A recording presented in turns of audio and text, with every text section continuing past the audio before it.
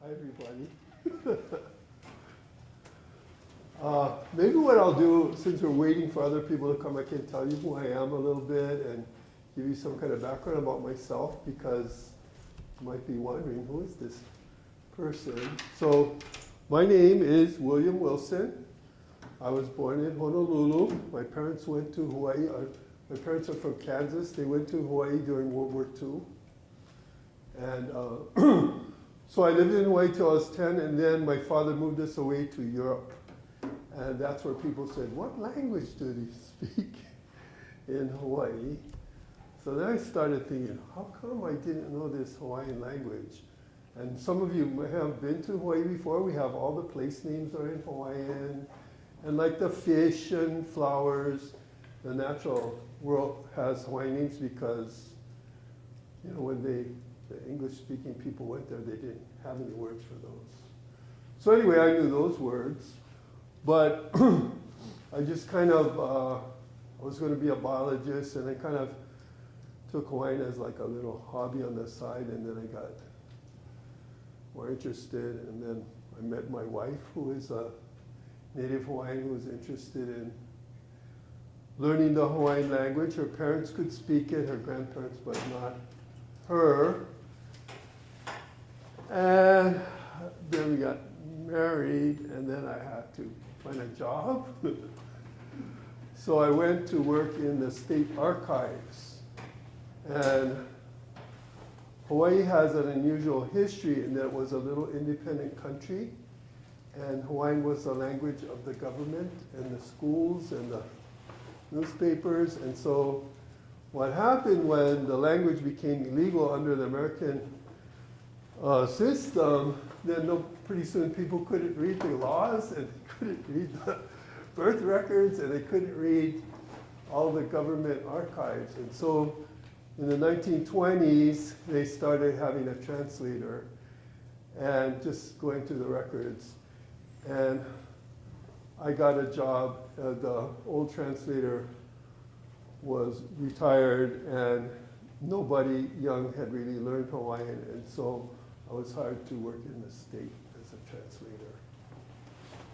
And my assignment was wills, so people have to leave their belongings.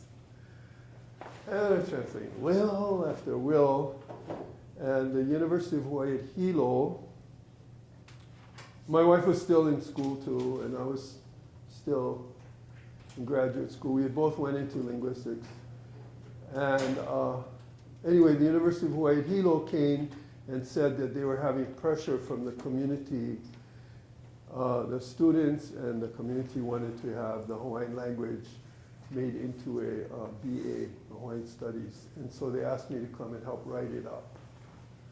And so I left my work for the archives for 1 year to go help write up thing. And I went and asked the elder lady who was the teacher what she thought about it, because my wife and I had this idea that the way the Hawaiian language could be revitalized, that was going to be our goal, was it had to be spoken in the home. That meant we had to, if we're going to have children, we had to raise our children in it. And then had to be used in school again, because the old people said the way they lost it was when they changed the language from Hawaiian to English in the schools. Then pretty soon the kids came home, they refused to talk to their parents.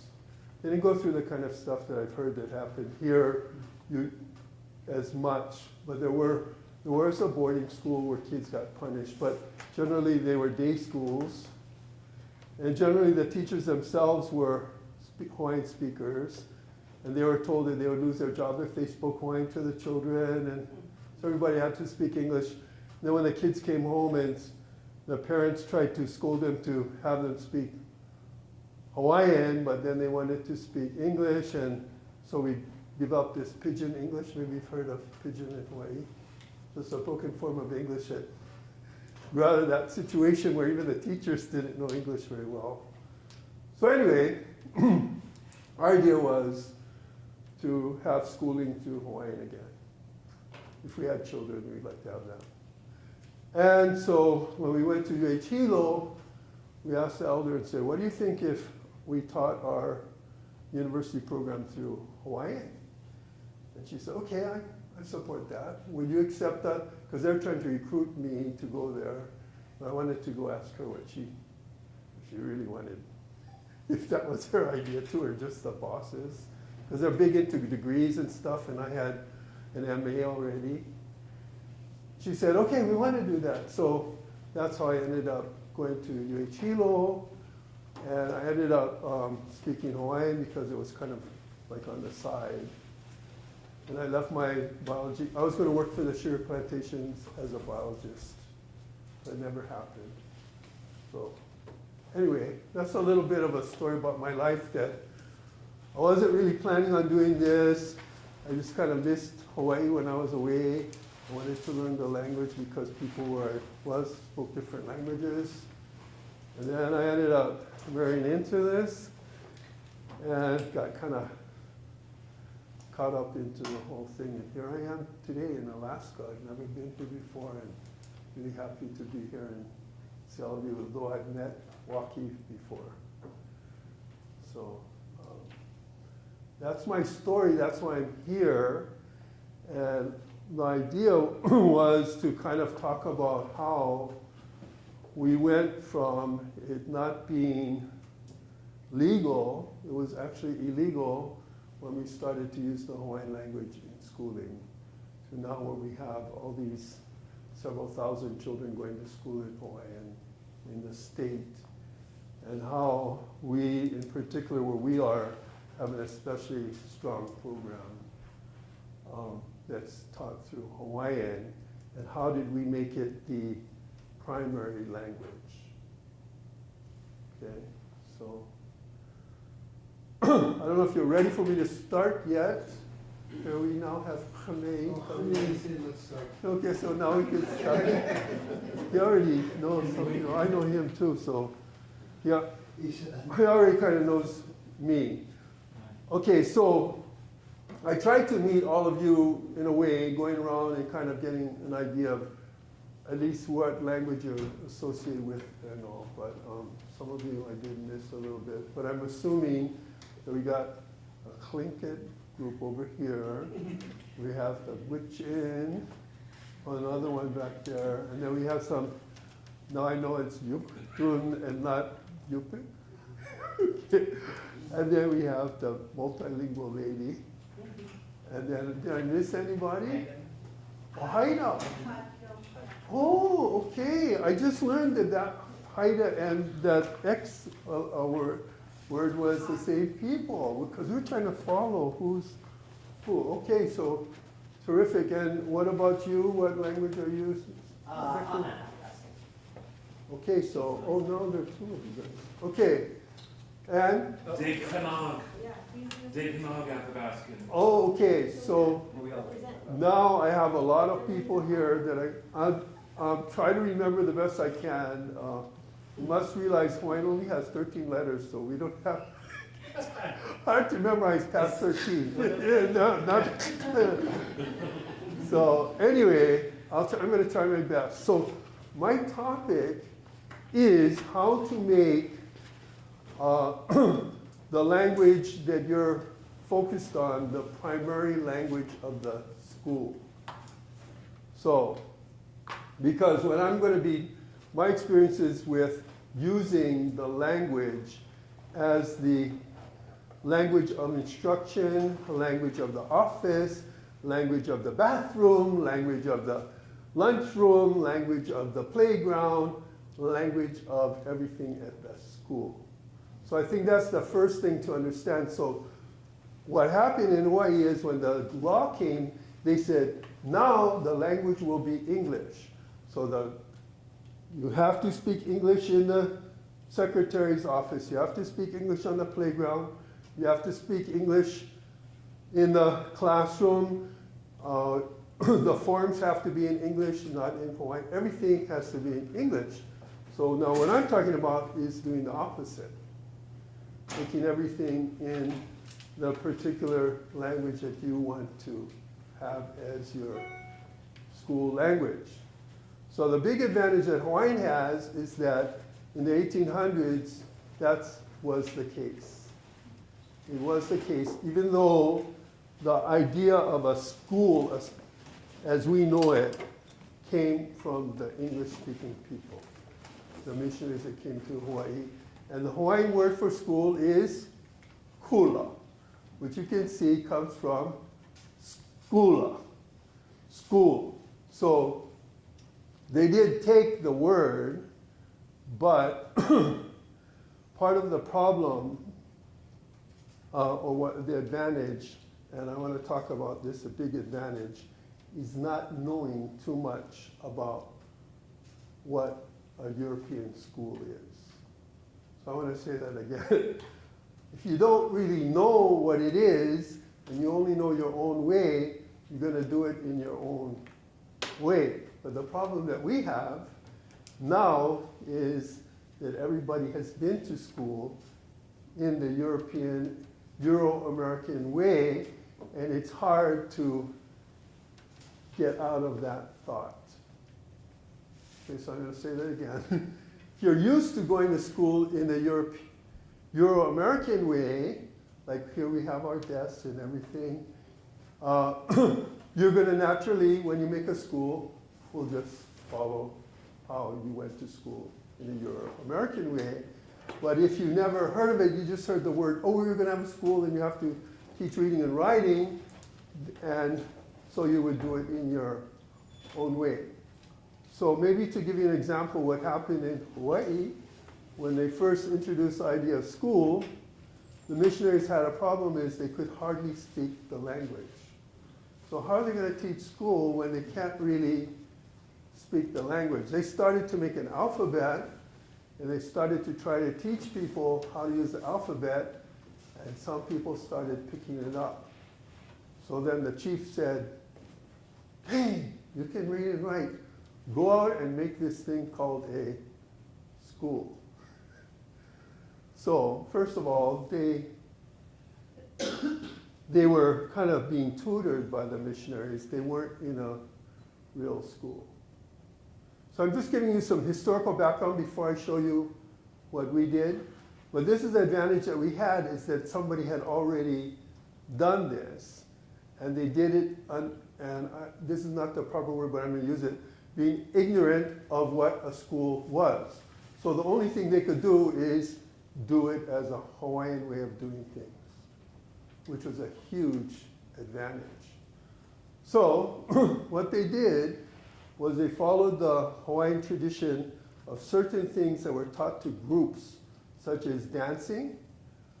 That was one thing, so hula. Another thing they had were martial arts, like warrior things. And what that kind of group learning was called a halau. And a halau is a certain kind of a building. It's like a place where you keep the canoes.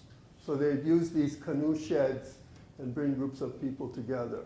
And they sit on the ground on mats.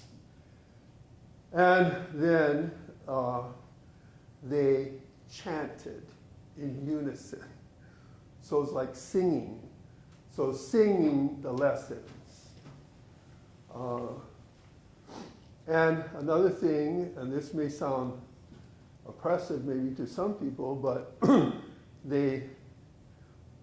after you completed your learning, you put out, everybody wears the same clothes, and then you compete with another group. So like a dance, everybody learns how to dance, and everybody dances exactly the same. I mean, in your group, all wear exactly the same clothes, put your flower in exactly the same place, everything exactly the same, and then another group has their way of doing exactly the same, and then you have a contest to see who is better.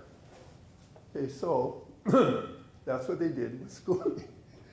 They would all learn and do exactly the same. They got a little slate, and they would all write exactly at the same time. And then they would stand up, and the teacher would call out, ready, and they would hold up their little chalk and then sit A, and they would write the letter A, and then they would chant out all the letters, and they would spell and practice sentences and do things in that way. So this was a Hawaiian way of. Another thing they would do too is like the boys sit on one side and the girls sit on another side. And pretty sure they did that. Definitely now that's part of it. Some people say that comes from the Christian church tradition too, like the men and the women are separate, but that's a Hawaiian thing too. So anyway, this is part of the things that existed before, and gradually they brought in desks and things like that, but there's still much of that carry over from the early days before the missionaries only taught the kids once they got to, young adults, and they're thinking of becoming a teacher. So the country schools for the Hawaiian language schools were very based on Hawaiian tradition, and then we took that and even pushed it further. Okay, so I'm just giving you the basic idea of trying to, now some people might say, oh, those things are not very good pedagogically. Okay, so this is one of the problems of pedagogy versus culture and tradition. So, and I'm going to go into that shortly, but when we started, again, it's different from here. We didn't have, Am I in your way? I'm talking about for little kids. The university we were supported, but it was still illegal to speak Hawaiian to children in school until 1986. So it was illegal to use it in schools. And so we wanted to do that. In 1983, we started a nonprofit to start language nests. In New Zealand, they had done it the year before, and we were friends with some people there. And so we wanted to start this. We hadn't gone there to see what they did. Our idea was simply to bring children together and treat them as if they were being raised by older people who were still the speakers of Hawaiian. So we didn't even want to call it a school, because as soon as you call it a school, then you have to have certified teachers, etc. So all we wanted to do was have grandma and some other people raise the kids like they were in a home where the language was being spoken. Okay, so we did not, and we're pretty radical, saying to the point is, we would rather have the language, culture, identity than academic success. So this is pretty radical to say when all the jobs and everyone said they will not be able to read and write, they will not be able to go to college, they will be complete failures. Plus you are breaking the law.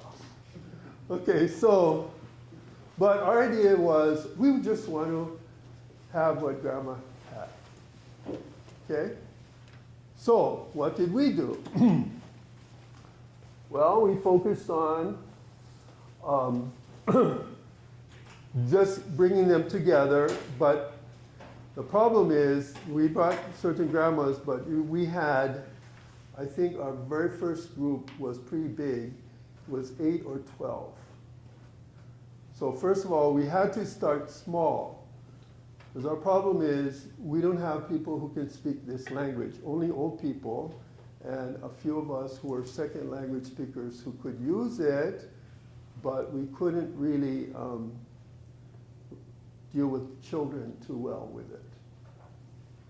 Okay, so I'm assuming you might have this problem too. Like maybe before, if you're a native speaker and you raise your children speaking the language, you know how to scold children and how to have them do this or talk about little things. Yep. Pila, I'm sorry to interrupt, but I think what I want to hear that I always heard here when you tell the story is how many people spoke the language at that time. Okay, thank you. As you can tell, I'm nervous, so I'm just talking away as in my culture, which is Euro-American. Okay, so anyway, how many people?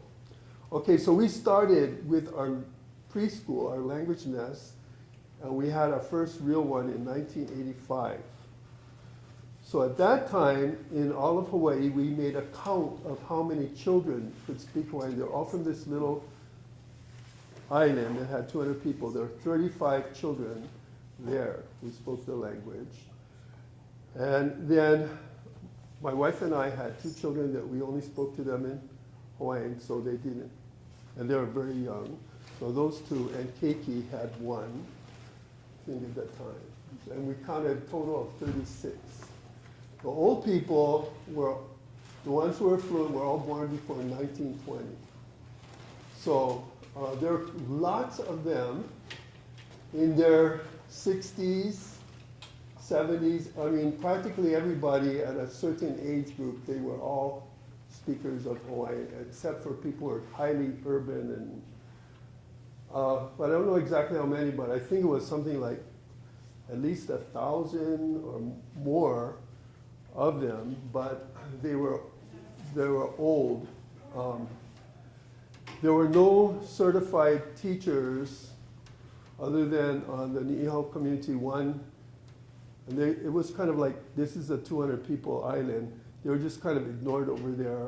The Department of Education hardly went there. I think one of their teachers was certified. Certified teachers who spoke Hawaiian did exist in the older people, but they were too old. They were the ones who taught through English and were worried that if they spoke Hawaiian in school, they would get fired. So they had those. So, but there are quite a lot of them, though. Native Hawaiian population is bigger. It's bigger than the Yuktung population, but not speakers. Is that helpful? So,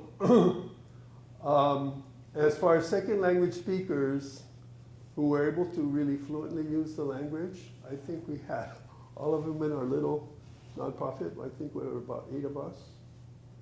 And we formed this nonprofit that was going to start these language nests. However, we had a problem that we didn't speak Hawaiian among ourselves. We only spoke it with old people. And then when we started, my wife and I, okay, I'm going back to what I told you earlier about our college program. We decided we'd use Hawaiian as a language of instruction. So we moved that to, first year you couldn't do that, but the second year of the second level was taught all through Hawaiian. So although, and we had up to 4 levels, so we spoke to our students at all times in Hawaiian in classroom. And then we decided we were being hypocritical not to speak to them in Hawaiian outside the classroom. So we started doing that. But among ourselves, we still spoke English. So we were super hypocritical. So eventually we had to overcome that. But we started our preschools before we were even speaking Hawaiian among ourselves. Okay, so am I helping a little bit of the situation? So the key point that I'm going to try to get across, if you want to have a place where everybody speaks Hawaiian, you have to, or your own language, you have to start very small with little, or we did, with very little children. You cannot suddenly, abracadabra, create a full-blown system. You have to go through the pains of starting very small and trying to handle very things that people already know how to do. So that's where the grandma comes in. They know how to school children, and maybe that's not the proper word. Make sure that they can come in and not fighting, and they can also direct people who are a little bit younger to do things for them who don't speak the language that well, but who can carry out the stuff like go make the lunch now or bring things in. So we had a kapu or taboo on English. Once you go into this little enclosed area, everything was in Hawaiian. And our lessons were based on what the old people knew, plus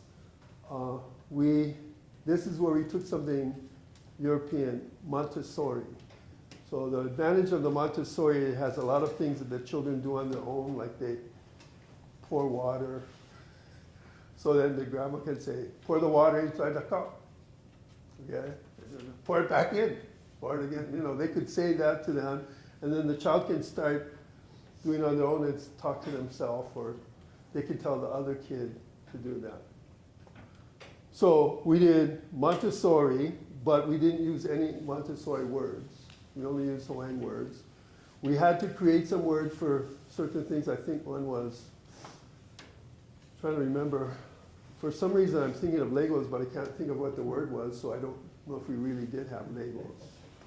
We used rocks, we used seeds, we used shells, anything that was free, and plus that people know the words for it, the old people know the words for them. So they're used to, when they were small, just playing with rocks or playing with sticks or playing with, little stuff. You don't have to have all these fancy things. So that's how we began, and we grew on that concept all the way to 12th grade, all the way to a PhD, and our whole building, yeah. When you guys got started, what techniques did you use to keep each other in the language and to keep yourselves in, like, a lot of times I'll see people and they'll say, I only want to speak the language with my kid, and then they'll say, use the language, and then the kid will say, oh, well, where does the water go when you flush the toilet? And then you gotta do all the explanation in English, and so how do you keep them switching? Okay, so you're asking me, because I heard several things, and one is just between us. So I mentioned already that was a problem for us. And I'm talking about school, so I could go back to the family, so maybe I'll start there. With my wife and I, so it's very, very unusual to have two people who are second language speakers and highly fluent in language actually marry each other. So we were the only one, my wife and myself. So the few others that were having children were like Keiki. She could speak the language, and her husband really couldn't, although his father could. And I think he didn't know his father could speak. Okay, my wife had a similar experience with her father. So anyway, we were using Hawaiian all the time with students. So maybe some of you are starting to do that as second language speakers, starting to, at least with elders.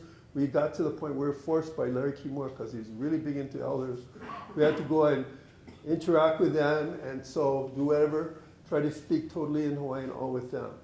So to keep the elders in the language, because they were not used to using it either, he had to kind of scold them, and we had to as younger people had to kind of encourage them. And then we had one that was his uncle, who was really familiar with us, and we could tell him, speak Hawaiian, so try to force him, and then we had to start forcing ourselves when we were alone.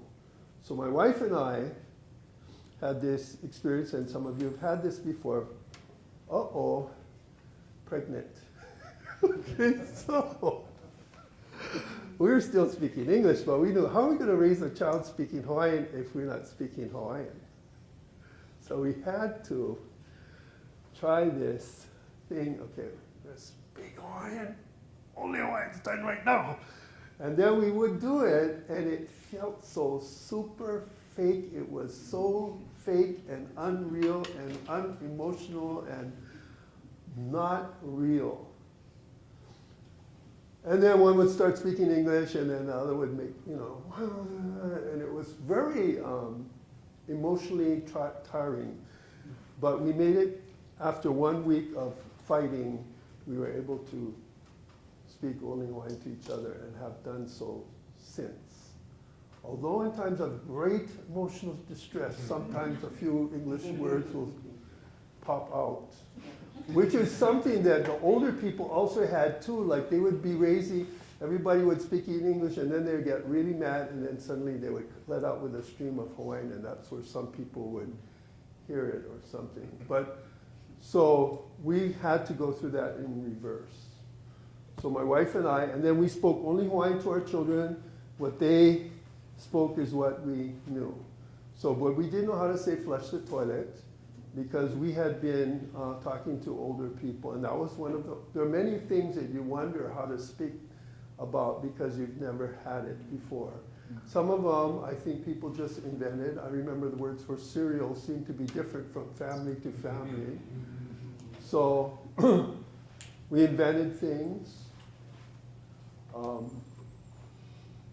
The interesting thing that happened too, that when the our children started speaking Hawaiian, it was an interesting effect upon the next generation up.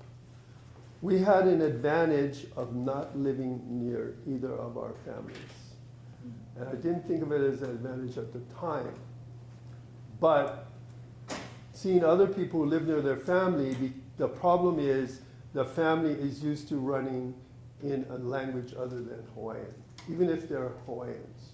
So my wife's family, even though the generation above her, and especially the one before that, were all could speak Hawaiian, they spoke Hawaii Creole English, and all the kids and the cousins, and it's a huge group of people, they did not speak Hawaiian among themselves. My family, who is not Hawaiian at all, only knows the words, like I kind of said, I knew some Hawaiian words. My mother and father know some words just from just English. And so, but we didn't live with either of them. So when we went to my wife's family area, everybody came around and said, oh, look, the kids talking funny kind. And they made, all the other cousins would tease and say, oh, look, and they want to hear them. And then, worse yet, where the older people had to speak to them in Hawaiian because they couldn't understand English. So that became a great novelty. In my family, we didn't have this huge group. It was just my mother and father, and so we go, and then we said, okay, can you take care of them? And then my mother got a Hawaiian dictionary and tried to use the dictionary to talk to her grandchildren best she could, but she had to start using English with them, of course. So that's how they started to learn English, just by, but they had the advantage, and this is another thing, you have your little language groups. Our children also keikis, we all wanted to try to speak to them all the time. So they had, and we had students, they're all taking them into the dorms, speaking to them in Hawaiian as best they could, and taking them to see their grandparents or something to play with this novelty of children who can speak the language. So anyway, the way we got to talk about the toilet was just because we had a bigger support group, I think, than maybe some other people. And because both of us spoke Hawaiian, we couldn't say flush the toilet, they wouldn't understand. Okay? So that's what we did. But then what I want to talk about is the school, because the school could only be in Hawaiian, and how do we make it Hawaiian? So the parents, some of them are fishermen, some of them have plants or whatever, and they would bring those things for the old people to use. Okay, so we didn't have lots of books or anything. They just brought things, and that way made it Hawaiian, because that's what the old people knew about. So I'm going to pick something that's very stereotypical, but not very, Hawaiians don't use a whole lot of it, but it's the coconut, so I'm sure you would know about a coconut. So they would like bring the coconut, and then I remember one of the teachers, Mrs. Li Hong was her name, she was in a place where they used to make this coconut pudding, and she showed the children how in her day, how they grated the coconut and squeezed it and all, and talked about the parts of the coconut. So that would be part of their lesson, you know, that they would be learning about, and just talking about that. And then, so that was our big goal. We wanted to have that kind of thing as their learning, but we wanted also reading and writing. So I think this is an important thing to talk about. Even though we said we're not academic, we're kind of like two-faced. On one hand, we're saying that our primary goal and our the real thing that we want is them to speak Hawaiian and have that Hawaiian identity and have that experience as close as possible as to what the old people had. On the other hand, we felt that we could probably teach them better than the English schools because the native Hawaiian kids were not really doing good in school anyway. Even though they all spoke English and everything, and not doing that great. And plus, we had the advantage of Hawaiian is a written language. So, I don't know how you guys feel about church things, but the old Hawaiian people that we had were big into church. They're really big into church. And their Hawaiian churches were conducted in Hawaiian. They had the Hawaiian Bible, and they expected you to know the Bible verses in Hawaiian and the hymns, and that also became part of our school because that's how they were raised, and that's how they, so that was part of the school. So they expected the children to be reading Hawaiian the way they learned to read it. So this is maybe unique to Hawaiian, or don't it's an experience with other people who have that history of missionization and kind of nativization of Christianity.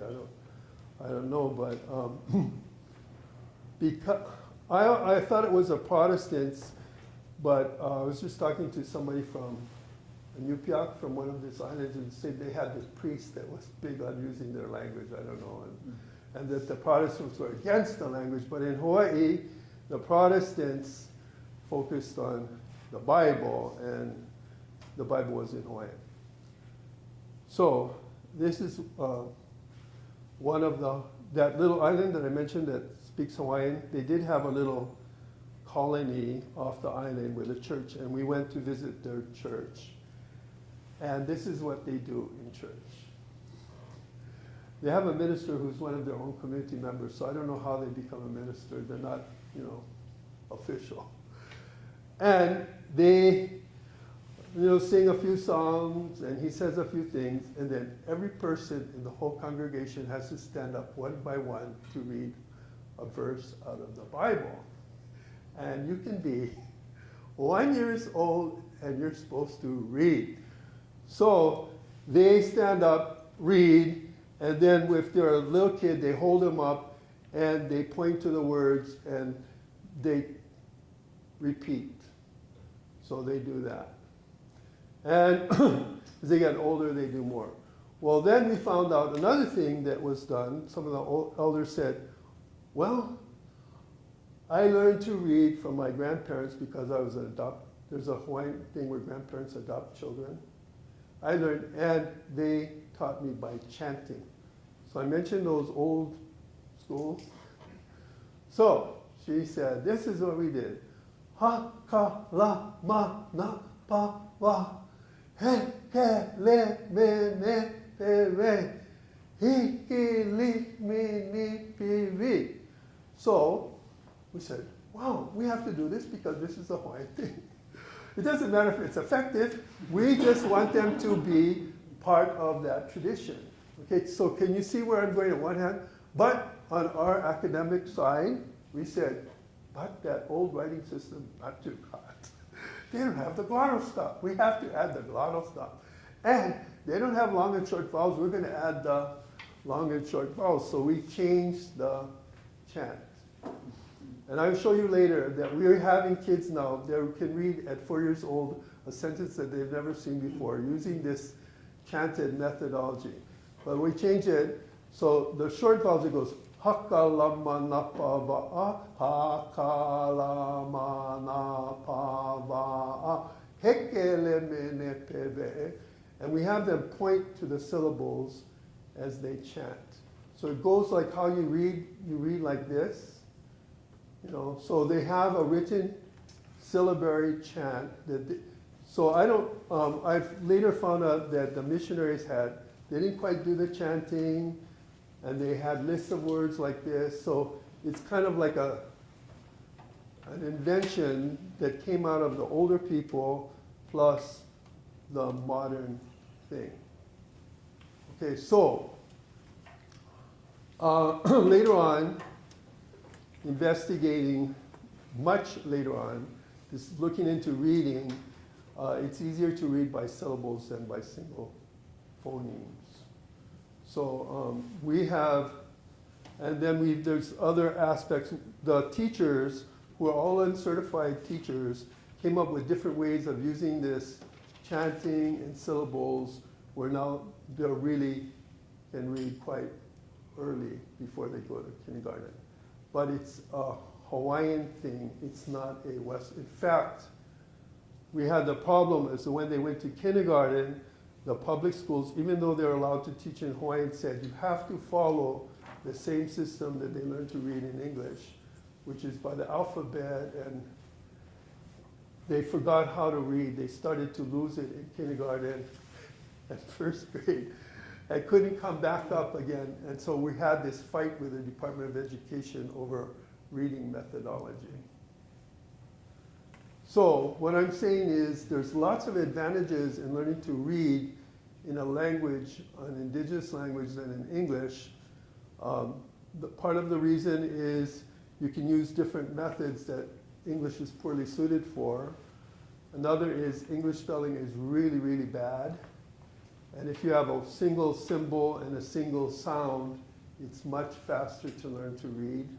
And they've done research in Europe over languages. So like Finnish is the best writing system where they have one consonant letter for each consonant, one vowel letter for each vowel, which I'm assuming is the case for all of your languages. While English, they have all these is F or PH or GH, like tough. No, it's really crazy. So it's real hard for English kids to learn to, it's really hard to learn to read first in English.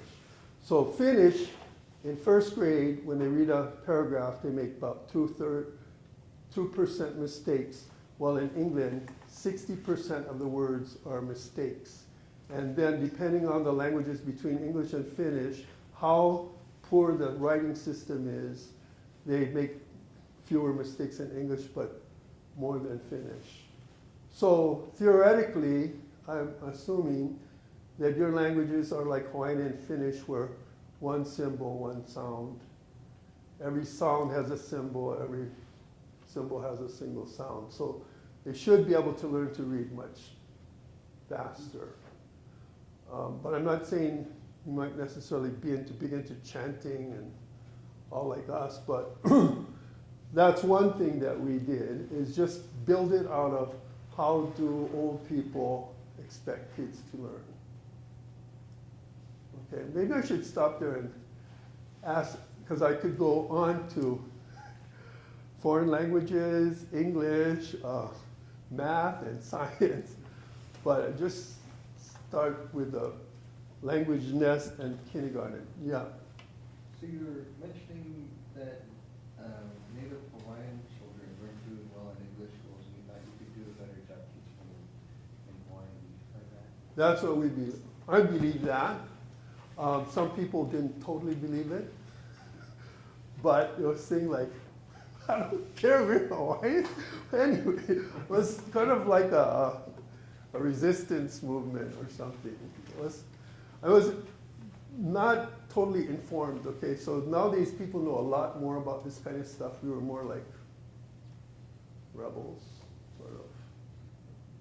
But we had a university connection, which was a little bit, that's where I thought maybe, hey, they're not so smart, those teachers. They think they're so smart, they're not really that smart. So it's maybe a little bit of a, but no, even till today, Native Hawaiians in general in English schools are not doing well. The Hawaiian schools are doing better, high school graduation, college, all of that, even though they're going to school in Hawaiian, which is a big shock to the, was a big shock to the public school system. Yeah.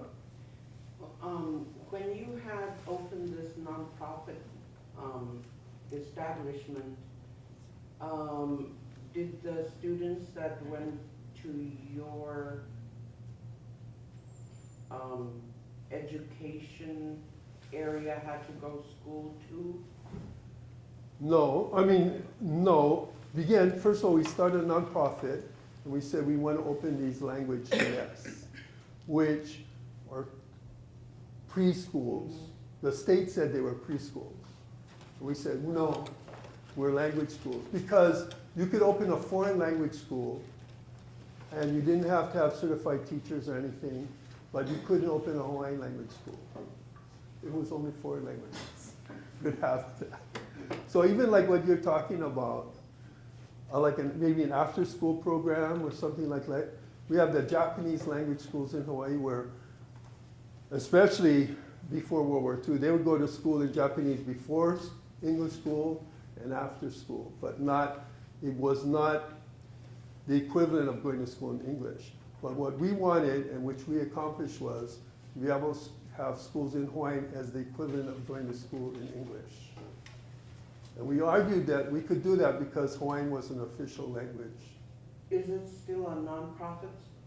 We have a nonprofit, but we made a decision.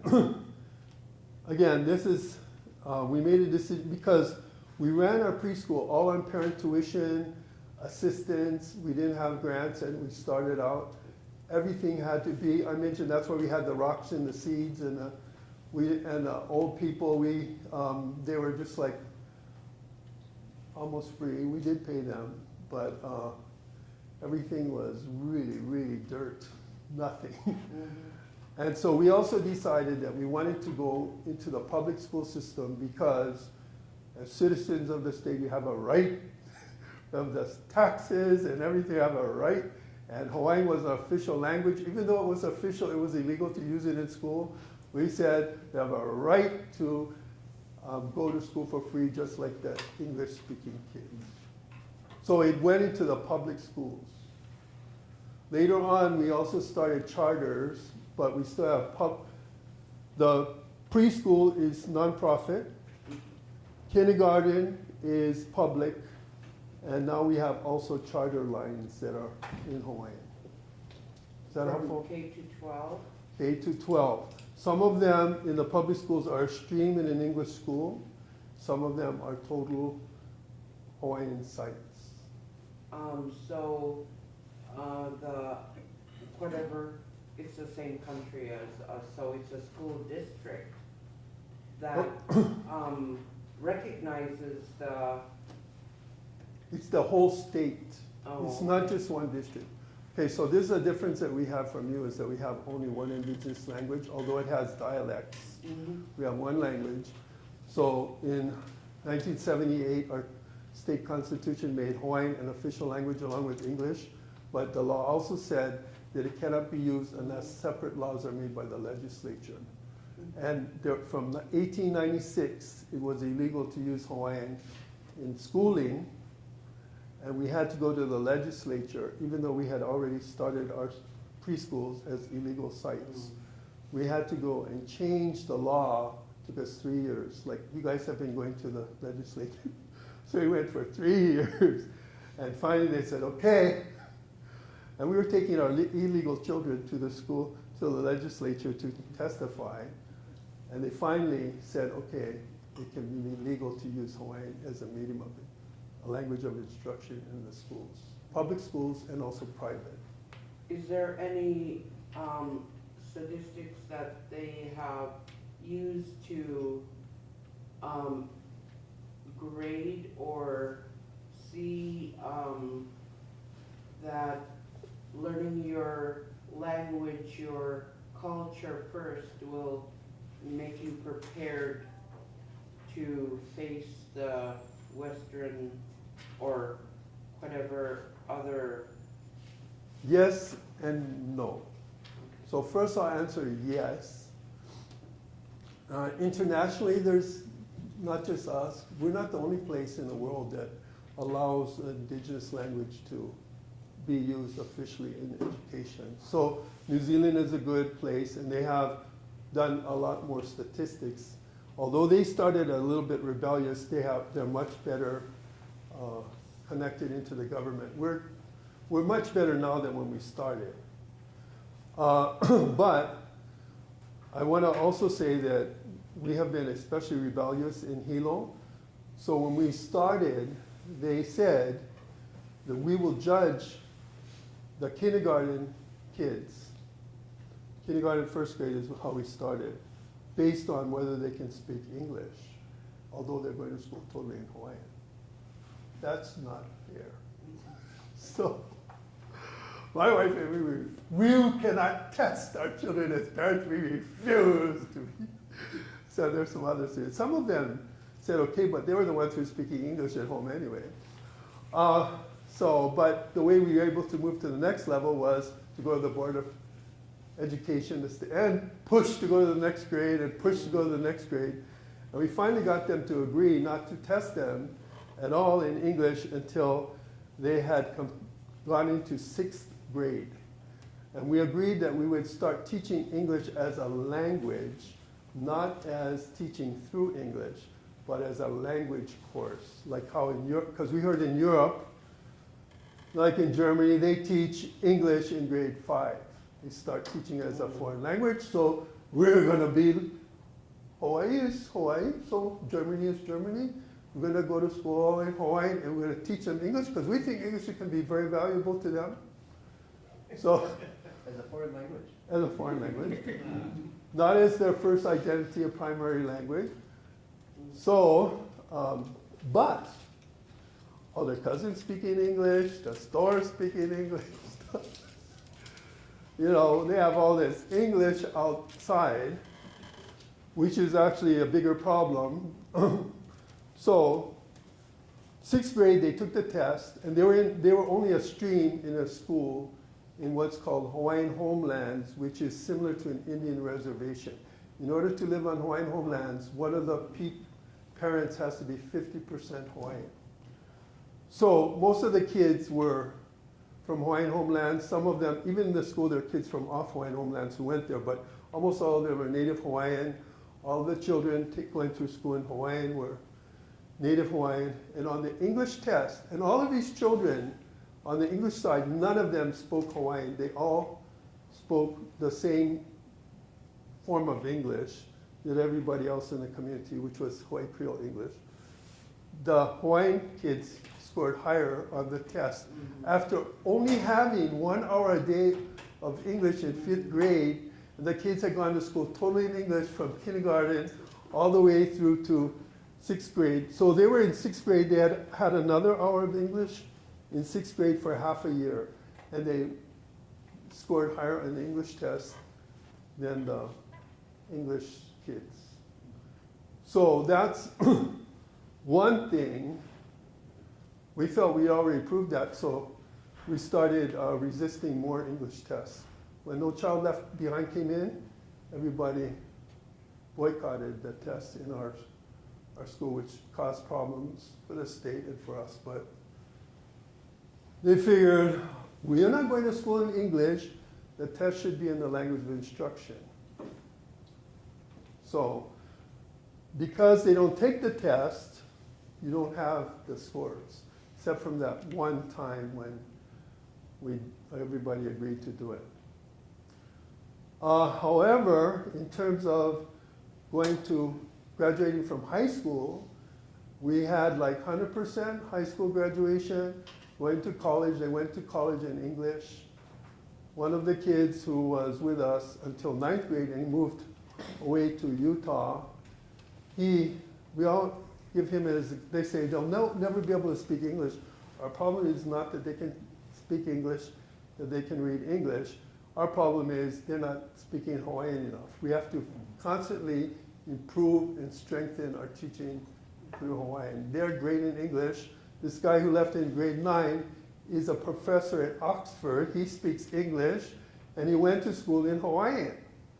So if you can be a professor in Oxford after going all the way to 9th grade, only in Hawaiian from preschool, never going to school in English, and then be a professor in Oxford, that's good enough for me. I don't see why they're trying to force us to use more English. Okay, so we have that kind of statistic. So you can see we're kind of radical. How many Hawaiian certified teachers do you guys have now? Okay, so I'll go back to the beginning again.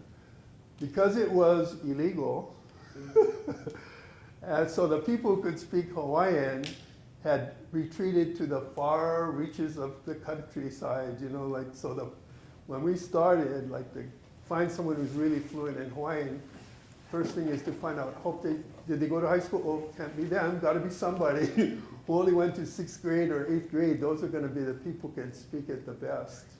The more they went to school, the more they didn't speak the language. So for our preschool, we tried to find people who were furthest away from the schooling, because they were the most fluent.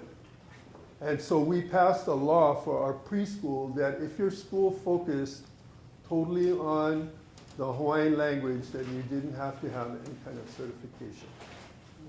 And we passed that law in 1986, the same year that we were able to pass a law that allowed Hawaiian to be used as a language of instruction in the public schools. So how did we get into the public schools where we didn't think to change that law for certification, which I heard some people were kind of thinking of doing here at your legislation. But what we did was the state, because we were so pushy, I think they were trying to be nice to us or something. So they allowed us to use someone who had secondary certification to teach Hawaiian as a foreign language. So we had started teaching Hawaiian as a foreign language in high school. So you couldn't teach through the language, but you could teach it as a foreign language. So we had someone who was certified as a foreign language teacher who could speak Hawaiian, who couldn't find a job and moved to Oregon and was working in a bank. So we called her up and said, we think we're gonna be able to bust into the schools. Can you come back? And we think we're gonna school starts in 2 weeks, or the board is still discussing it. Can you come? You can stay at our house. And if it doesn't happen, and we have to boycott again, because we had held our kids out of school against the law the year before, we will find a job for you teaching Hawaiian at the university. Okay, so that's what we promised her. And she came back and they let us open up, and she became the kindergarten, 1st grade combined class teacher. And she had never taught that level before. She was certified to teach foreign language in high school. So after that, then we slowly moved up. Our difficulty, we added a grade every year. So we had people there's kind of like a Hawaiian language and culture movement going on. So younger people were learning it, sort of, and looking into certification for other things as a job. And Hawaiian was something they were kind of learning on the side. And so we were able to get one person the next year. And we took some of our students who are now learning Hawaiian in our BA at the time and said, you can be teachers. So they went into the English teacher preparation. But then they ran into the problem of the teacher education program. We're all English speaking, and they had no idea of, they said, why can you do your student teaching and in that? Because another thing, you'll never have a job. If you get certified after doing student teaching in Hawaiian, nobody will want to hire you. We wanted to hire them, but they were strongly discouraged. Plus, we had to volunteer to sit behind the teacher education person when they visited the student teachers and translate everything into their ear. Plus, the teacher had to write everything twice. First, they had to write all their lessons for the kids, then they had to translate it all out into English, so it was double job. So later on, we overcame that. But the other thing we were told was, I told you about the reading and writing. When we first went into the public school system, we were told there will be no reading and writing of these kindergartners and first graders because Hawaiian is an oral language. And it is not, English is written and Hawaiian is an oral language and they can't do reading and writing. As soon as that lady went out the door and she went back to Honolulu, we just, because we'd already started teaching them to read and write when they were with us with a preschool. And I forgot to tell you, we boycotted kindergarten against the law too. We held them back in kindergarten. So all of it was a big fight with the government. But eventually we kept going up and up and up and up and up. And we eventually got our own teacher education program because we said they couldn't prepare them because we wanted them to be prepared being taught teacher education through Hawaiian itself. And we wanted them to be taught to teach from a Hawaiian cultural and Hawaiian base, so the English-speaking teachers didn't know that. So we did create our own teacher education program. Keiki can tell you about how we did that. But all of it was based on resistance to the mainstream. But we were very successful. Now the state says, oh, we've done this wonderful thing, and it's highly, bragged about. And even the university system that was against us too, they brag about what they've done. So, again, our whole thing was the way we were able to win was say, we don't care about academics. We don't care about it. You want that, you go ahead, you're doing a terrible job, but go ahead, you lead on that. We'll lead on, for parents that, sort of like, I heard about the Amish. Have you heard of the Amish? So they have this thing where they're not forced to go to school past 8th grade because they say it's against their religion to become too westernized. So we say it's the right of a Native Hawaiian child to choose to be a Hawaiian speaker and Hawaiian cultural person over being forced to go into the English school. And that's how but now we have created higher academics than they have. So the other thing I want to tell you is that we don't only teach English, we teach Japanese and Latin starting in elementary school because we want to honor their immigrant ancestors. And Latin is for Portuguese and Spanish, and the Filipino languages that have a lot of Spanish in it. And then we have the Japanese who use the Chinese characters because of their Japanese and Korean ancestry, because everybody is all mixed. So we don't just, we're out to teach about the whole world, but from a Hawaiian viewpoint. So that's our resistance about, and how can you do that? So here's a picture of their cooking. The high school students are cooking outside at our school we have a imu or an underground oven. It's part of their education, it's part of the schooling. They need to do this for certain events to honor their families. So it's more important to us that they honor their families and their ancestors than they get great grades or go on to college or become a professor or a doctor. So that's the basis of how we're able to win, saying we don't care about what you think is important. Yes, I'm starting to get excited. Did you have families that thought it was too radical? Yes, in fact, the ones who would be the most radical are constantly going against the government and saying that American this and that, they were the ones who thought it was too radical and left and started their own school through English. But now that they came back too, so we had a time where our school split in half over the idea of using too much Hawaiian. And it seemed to be the people who were more radical in the political sense of being radical were the ones who worried more about English, maybe because they are more aware of the power of the government that had done bad things to them or whatever. They're trying to make Yeah, and just protesting. I mean, we have a lot of land issues and all kinds of things like that. And I'm not saying everybody, but it tended to be that, which is kind of interesting to me. That there's all these different things going on, like there's people are very much into song and dance, and some who are very much into arts and crafts, and some who are big into political issues. Some are into language. And so a lot of people would kind of came together with this, but then it seemed, because it's such a language focused thing, certain people got worried, you know. Is it gonna really work? But so far so good, I don't know.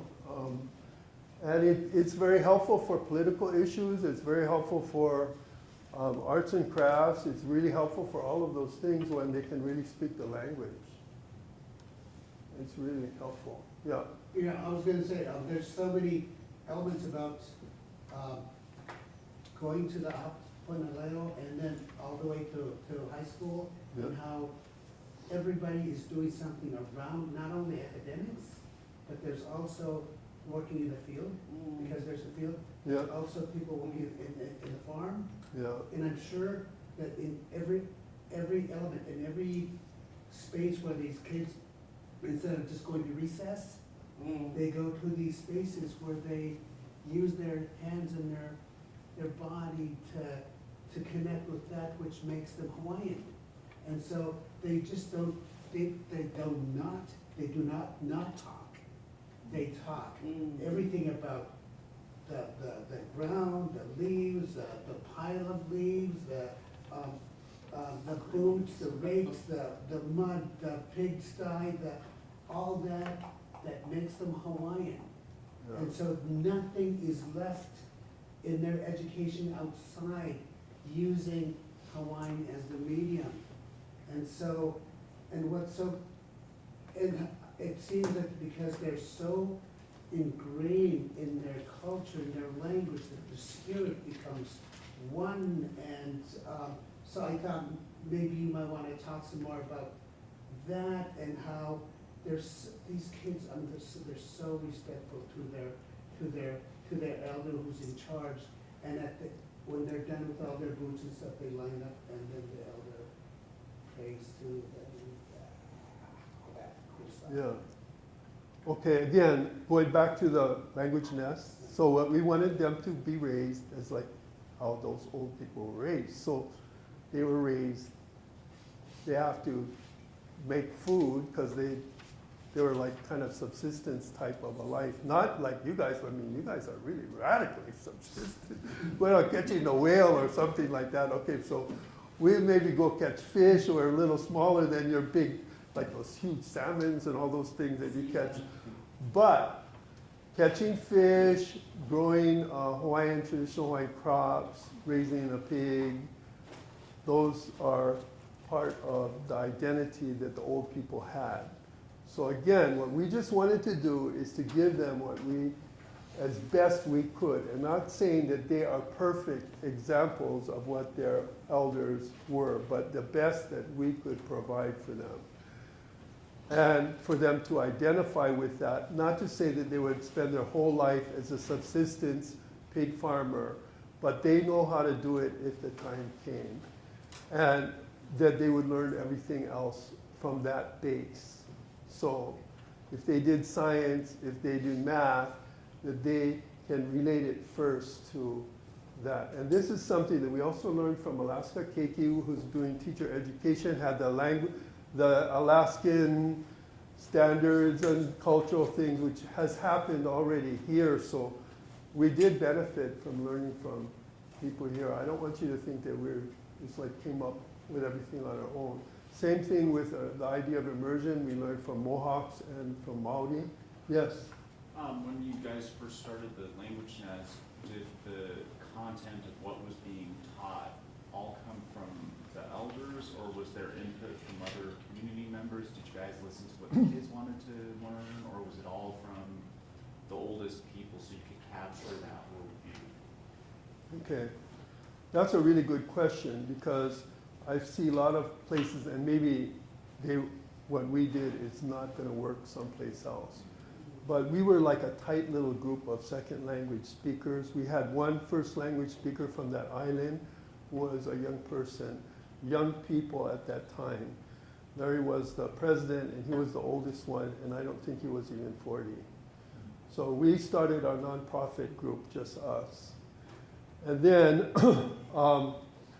we wanted to start a preschool. So our first preschool was a failure. I think it's important that you learn about our first failure.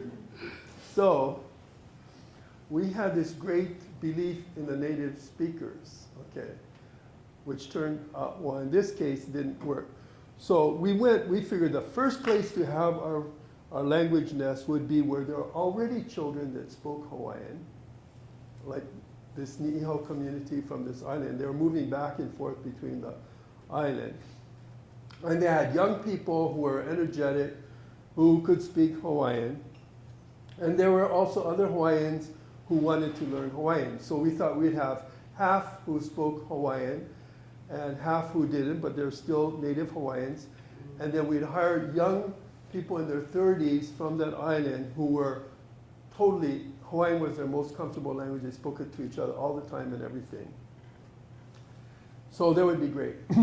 And we had they have this work study thing where you can hire people and they're training them for something, work training. So we hired these ladies and we found a little place, and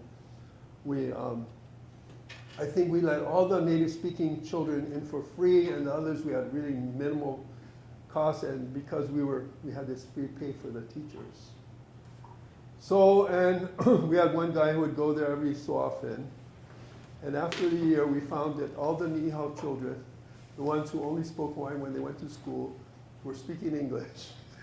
And the other kids couldn't speak Hawaiian. So what had happened, and this is a full day program, 5 days a week for 10 months, for 11 months. What had happened is the teachers felt sorry for the kids who didn't know Hawaiian. So maybe they'd say something in Hawaiian first and then they'd say it in English. They had aloha for the kids who didn't speak English. So this is a problem with a tight community or whatever. They knew everybody who spoke Hawaiian, and just having someone who didn't speak it in the group was enough to destroy the whole thing. So we decided we will close this school. We must try something else. So my wife, Kaunoi Kamala, was teaching at the university, and so she took leave of the university, and she would be and plus the state was giving us pressure. They said, you have to have certified people. And she had an MA, but she wasn't certified. But they said, well, maybe we'll let you if you take classes. We'll give you temporary whatever. So she became the kind of head, and she got elders from our area that had worked with us at the university, and we had trained them to speak only Hawaiian with college students. We started with that. So they had kind of gotten the idea of only speaking Hawaiian even when somebody doesn't totally understand it. And she was very much into that and used to having our own son and daughter who were really preschoolers. In fact, our daughter was too young to even go into the preschool. So she got that going, and she also brought this idea of Montessori, kind of like something to do, like at such and such a time we will have a circle, and of course we had to have the prayers and the hymns and everything that old people had, and had to do the natural things, but she kind of brought it together and made sure that everybody was speaking Hawaiian at all times.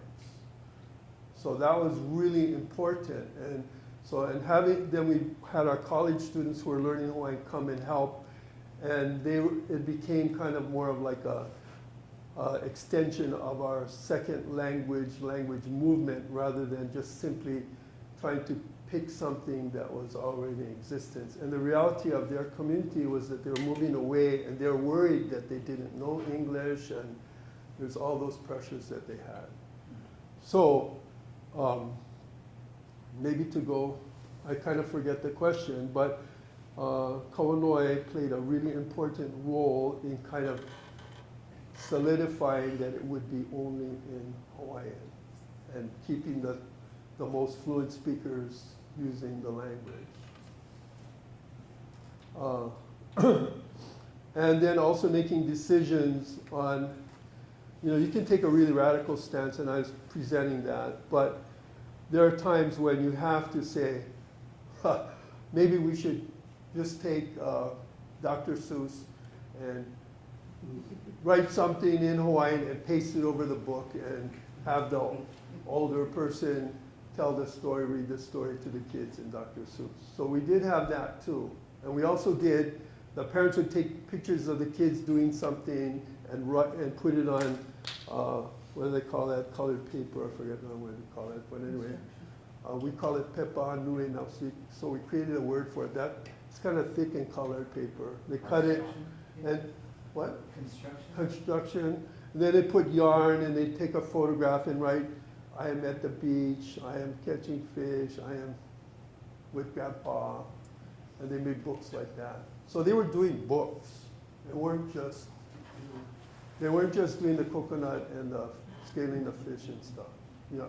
When we brought Larry to Juneau to visit with us, and then we had a meeting and we talked about developing a language nest, which we still haven't done in Juneau. I remember how he was determined to make us not sort of stop ourselves, because we said, oh, well, once we get the money, then we'll get, he said, don't wait for the money. We said, well, how do we do it with the money? And we said, well, once we get the curriculum, he said, don't wait for the curriculum. He said, because you don't know what you're gonna do because you haven't done it before. Sitting there, he said, this was your vision. Make a home for these children where you raise them in the language. That's it.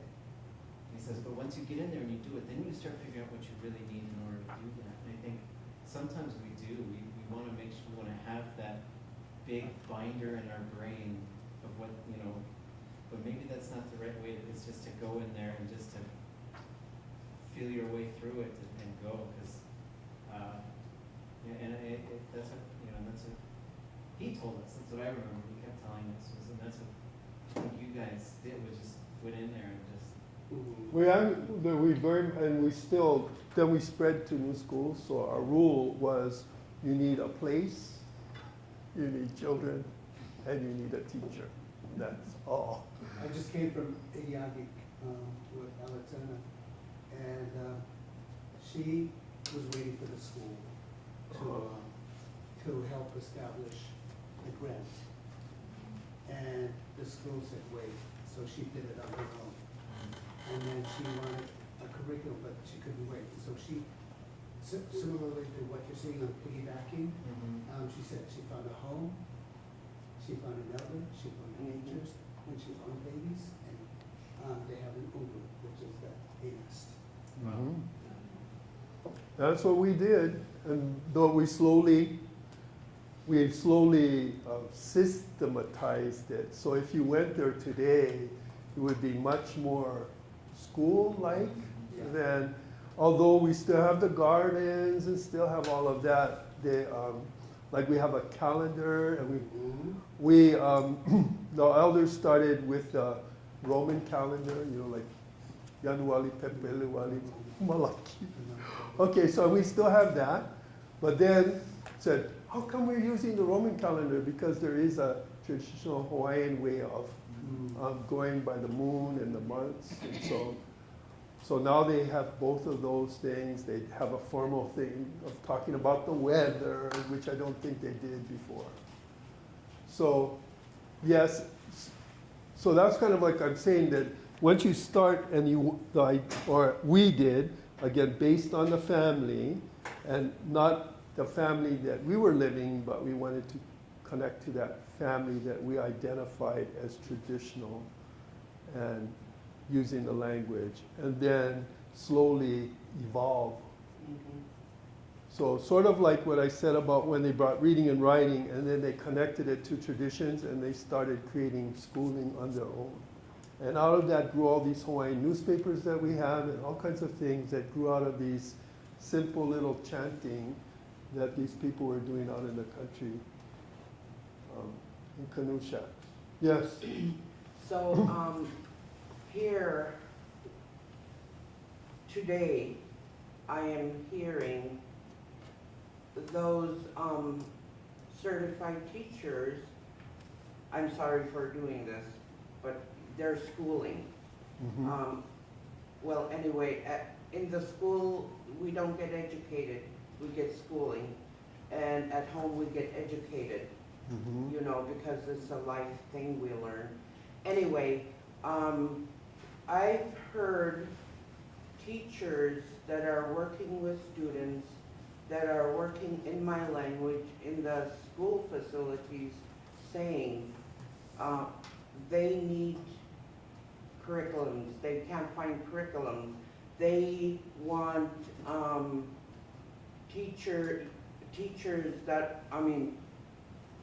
language teachers that they need them paperized Mhm. and want them to know how to teach and all this legality stuff. And then, I think I learned more. I was a teacher. I couldn't handle Anchorage students no more, you know.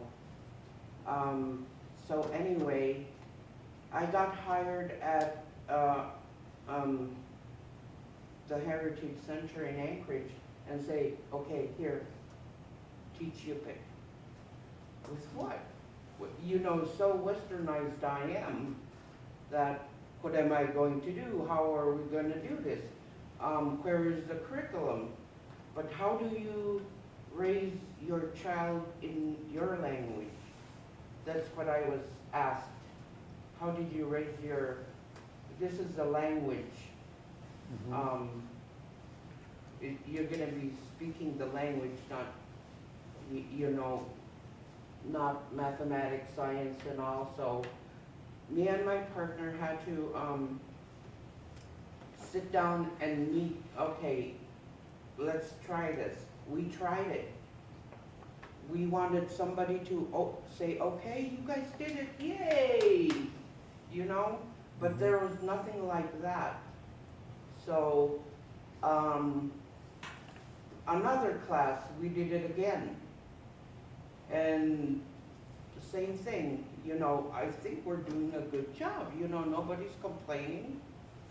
Then we did it again. And, what is it? But our students didn't stay.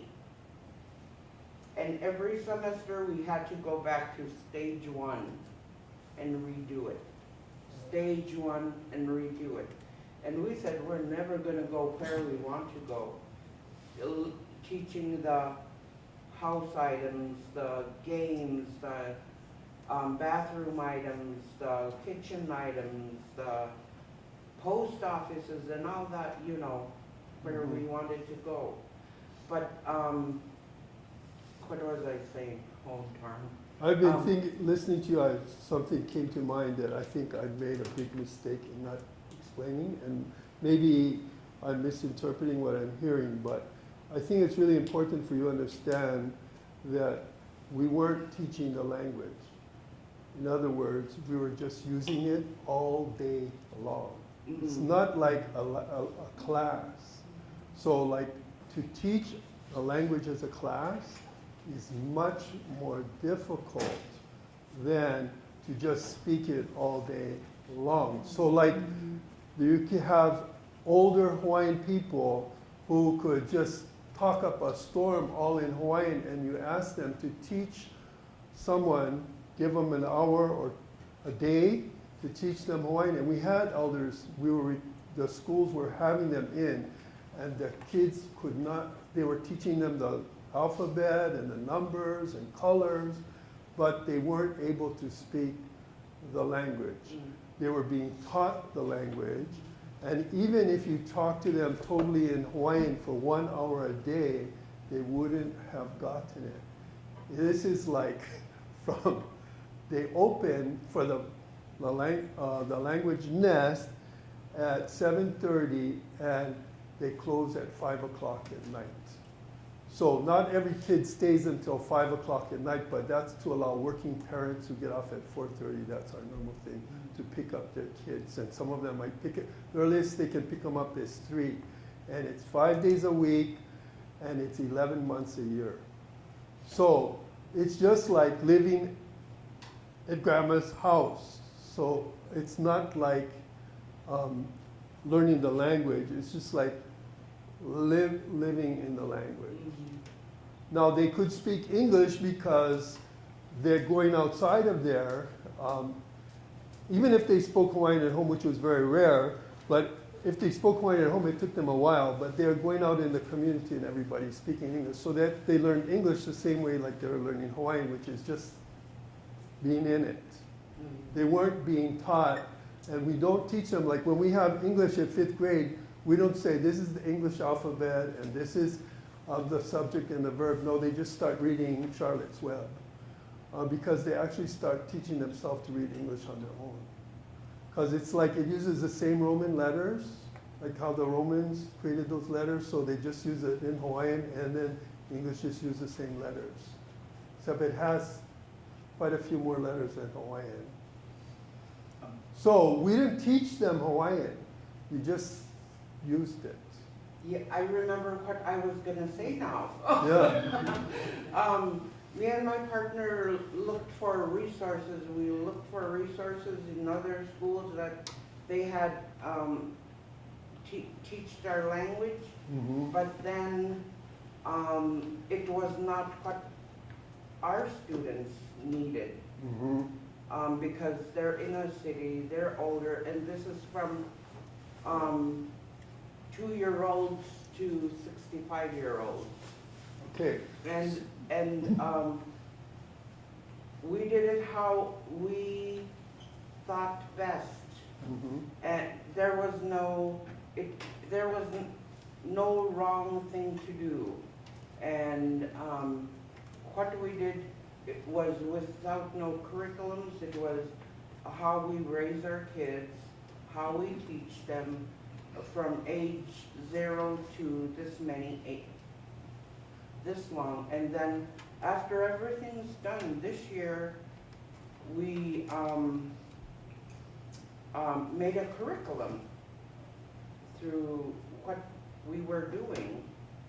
Yeah. Now, what you're talking about, I think, is what the problem that we have, and another type of a problem, is teaching Hawaiian in high school as a second language and in the university.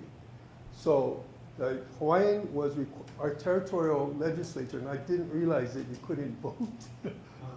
In Hawaii, the Native Hawaiians control the territorial legislature because they're the biggest voting bloc. So they required the university to teach Hawaiian starting in 1922 or 1924 as like a foreign language. Although it was illegal to use it, they wanted it to be taught. So they got the Hawaiian ministers or whatever, and people could say the Lord's Prayer really good. And then they got other people, and they taught it like, we're now going to this foreign country called Hawaii, and this is what you'd see on the airplane, and this is what you'd see in the hotel, where nobody was using it in those places. It wasn't real. And then we had the linguists doing the traditional stories and reading the traditional stories and translating them into big, beautiful English. But the old people, when you wait them on the street, they may not have even heard of that traditional story that had been recorded by their great-grandparents. But they could talk about all the things in the house, but you never learned those things. So it was from 1924 until the 1960s where they produced the first second language speaker who could actually speak Hawaiian after going to college and high school classes, which is Larry Kimura.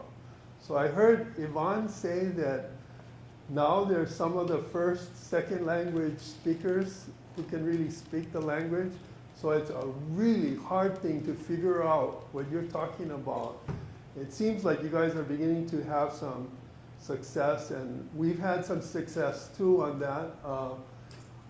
But it's a real challenge. A lot of people drop out and cannot do it. Well, for just raising kids just in language, even if they have a learning difficulty, they can all speak it. They may not be that good of a reader because they have kind of reading problems or things like that. But So it's different. What this is talking about is like raising them in the language in a school environment. And they will become multilingual just because they're like these tiny little countries. Like maybe if you've heard of Denmark, where I don't know how many million, there may be 3 million people there, they can all speak English like nobody's business because who's gonna learn Danish?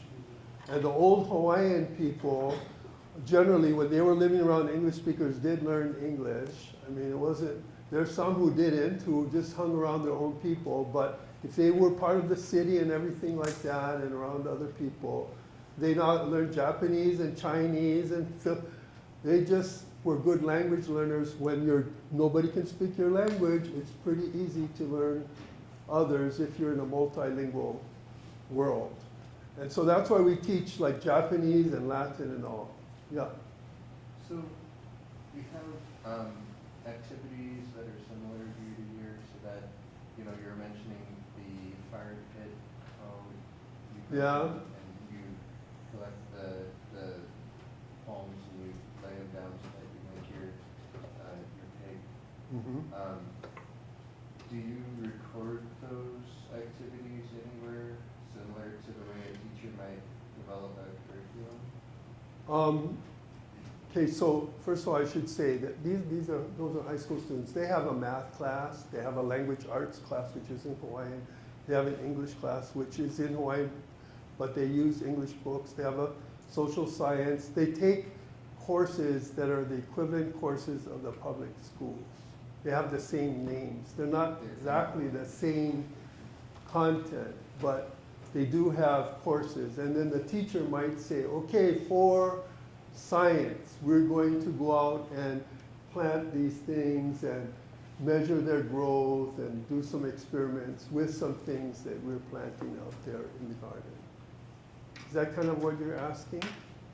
Yeah, well, I'm asking about. It's not just totally just living like off the land and not doing academics. They do regular classes but the teachers build it from the Hawaiian experience as best they can. So some teachers might just go and get the English American history book and say, we're going to learn about the Civil War and simply talk about the Civil War after reading.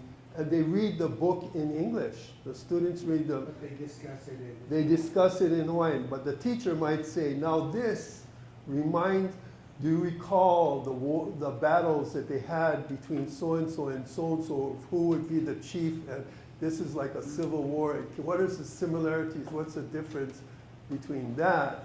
That's where they're looking at it from a Hawaiian base. So if the teacher doesn't know that sort of stuff and they just simply translate it, that's considered poor teaching from our. I'm not saying that we don't have that kind of thing happening, but the goal is to build it from that Hawaiian base. So they should hear about those stories. If they hadn't heard it before, the teacher talks about it and connects it to the Civil War. So as teachers develop material, they must share with other teachers? Yeah, no, we have a system where we have a place in the internet where people can send their stuff. We created a curriculum center where we create things. It's much easier in elementary up to intermediate. When you get to high school, it becomes more and more difficult to do so. So that's where we use books in English and discussion in Hawaiian. Now this also happens in small little countries too. In other places in the world, it's not just us. Now in Europe, lots of the universities have the books in English and they're discussing in Italian, because the world is moving so fast and English has become like the international language of academics, that people even in like tiny little places like Iceland and all, that's part of the reason that they're so good in English in addition to their national language. So we're just trying to following that kind of a model ourselves as best we can. Yeah, Chish, you talked about teaching not teaching Hawaiian, but teaching through Hawaiian. Yes. When you started, you mentioned that you had about 8 second language speakers. Can you talk about how, because you need speakers to teach the kids to get Yeah, them all so this is where about coming back to the university Yeah. training.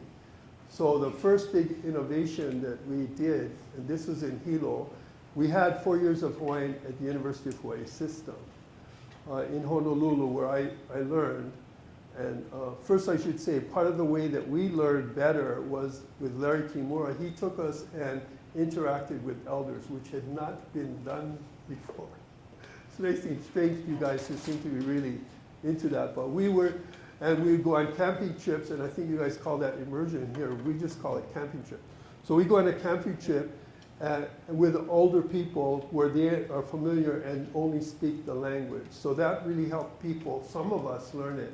But the problem was we had no idea, trying to figure out what is the right thing, and so many of the things are really different from English. It was really difficult.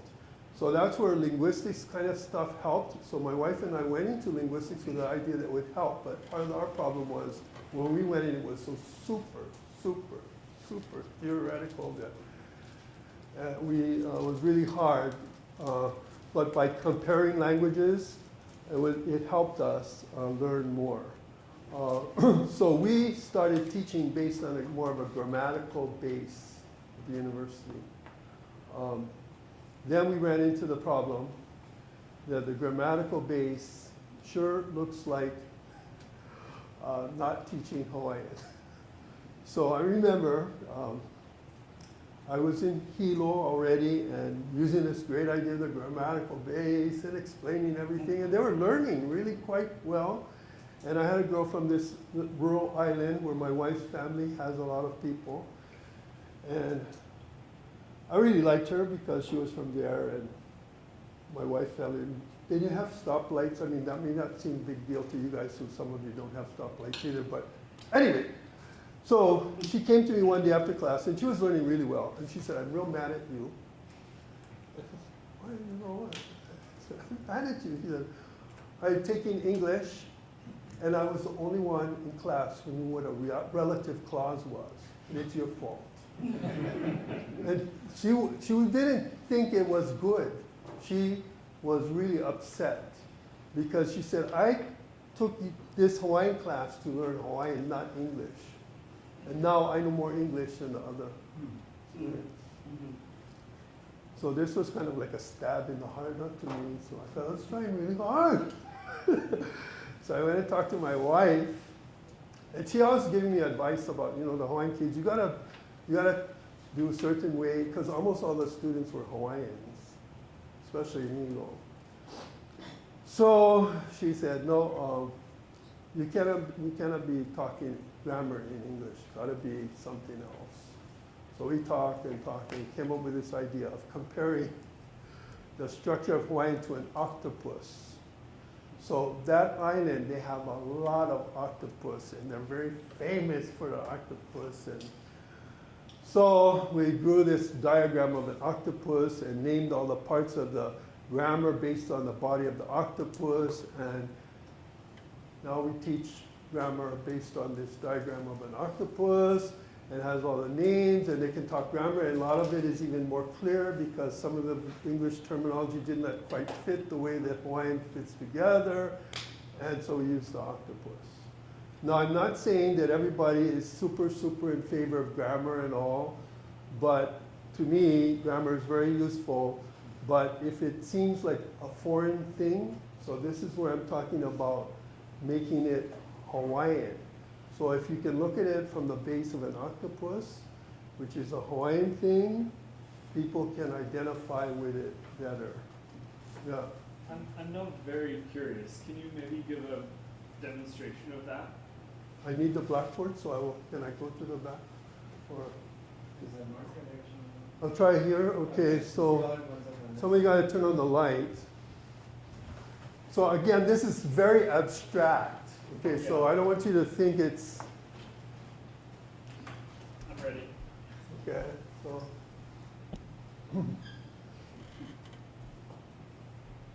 Okay, I will just add this in here. Sometimes I do this. So you can see it. So I don't know how familiar you are with octopi.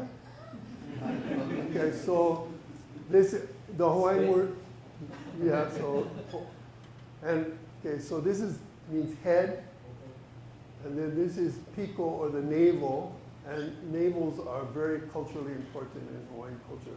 So if you know the octopus, it doesn't really have a navel, but it has its mouth down there. And then it has tentacles, and this ave is a tentacle.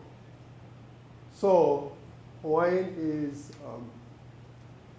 verb first, so but your verb could be a noun in Hawaiian, so that's a complication. So if I make a simple sentence, uh-oh.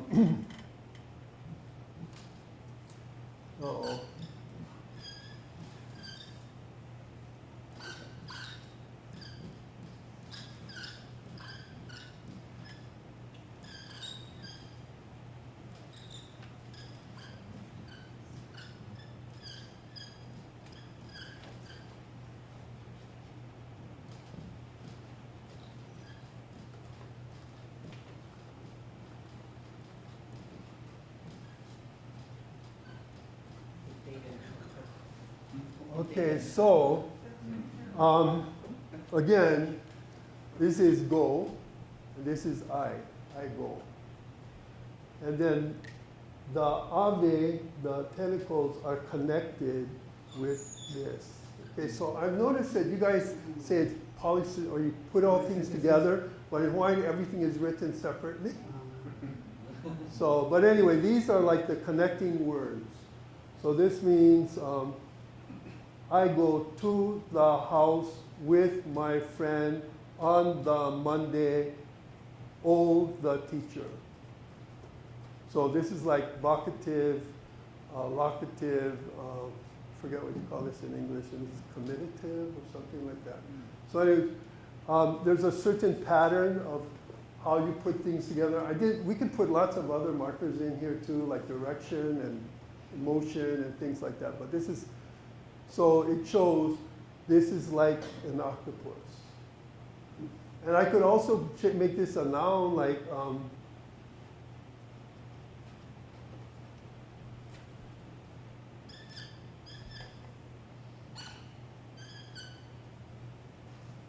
this may be a little bit strange, but this is parent, a parent. I am a parent at the house, at home, with my friend on Monday, teacher. Doesn't make a lot of sense, but it does have meaning, and that's how the sentences go together. But we have double-headed octopi. They have, for modifiers, call them named after feathers, and octopi do not have feathers. So I go to the red house. So I go to the red house. Or you could say, it has, this is like a modifier. That's where the relative clause comes in. I go to the house that my father built last year with my friend. So anyway, you can do that. And for the parts of speech, they got Hawaiian names for these parts of speech.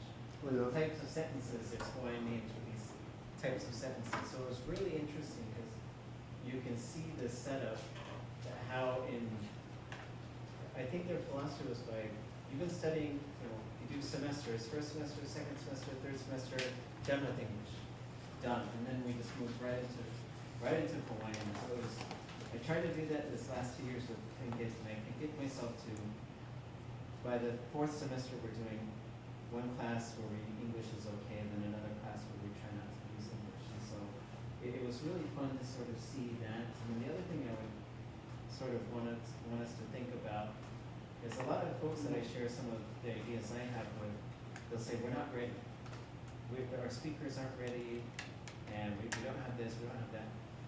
And I get a little frustrated because I think we're not going to be more ready than now because all our old people we're losing them. And the other sort of, the way you get yourself stuck in the toilet bowl is our speakers, our teachers aren't fully fluent speakers yet. But if you put them around these kids all day, it will become, because they need that place where the language has primacy. And I thought about that a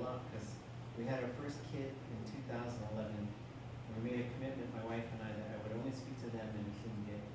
And I remember just staring at that baby thinking, what am I gonna say to you? And it just helped my fluency over the years to know that everything I wanted to explain about the world and the way I thought about it and our people think about it, I would do through our language. And I wouldn't break out into English to explain things to her and now to them. And I think that really helps everybody because you're no longer just, you gotta get you start with this stuff, but you gotta get off the chalkboard, out of the classroom. I think the way to do that is by constructing these spaces. Yeah, this is great, but knowing this is not going to make you a speaker of Hawaiian. But it can move you along quickly. Then okay, so my wife is kind of a pusher, like you are failing. Because she was right, And, okay, so the other thing now, I'm teaching 12th graders. So they can speak Hawaiian, but they make mistakes. So then I try to teach them exactly how we teach the other students with grammar. And I found that I couldn't do that. And she didn't like that either. But I found out now, you drew the picture first, and then teach the language from the picture rather than teaching words and then slowly build a picture. So make the pictures first and then go down, and they could really quickly do that. So it's kind of interesting. So the whole thing is kind of like what you said, you just got to try and fail, and fail again, and you keep on moving forward. So the same thing like teaching in high school or teaching in a foreign language. I'm now teaching Latin to these kids, and I started in intermediate, and I gave up because all they could say was hello, and of course I had to study on my own. Now I got these little second and third graders doing all kinds of things in Latin, but it's Hawaiian Latin. In other words, I'm only teaching the Latin that is helpful there with their Hawaiian where they're making mistakes. So anyway, there's lots of things that you can be pushed into if you get into those spaces. Okay, so thank you so very much, and hope to see you around. And I'd be happy to talk to any of you on the side. But first of all, I don't have all the answers, and I have no idea about your own situations and your own things. So one of the things that the old people in Hawaii say is, take the good and throw out all the rest. So if there's anything good here, good, I'm happy you got it. Otherwise, throw it away.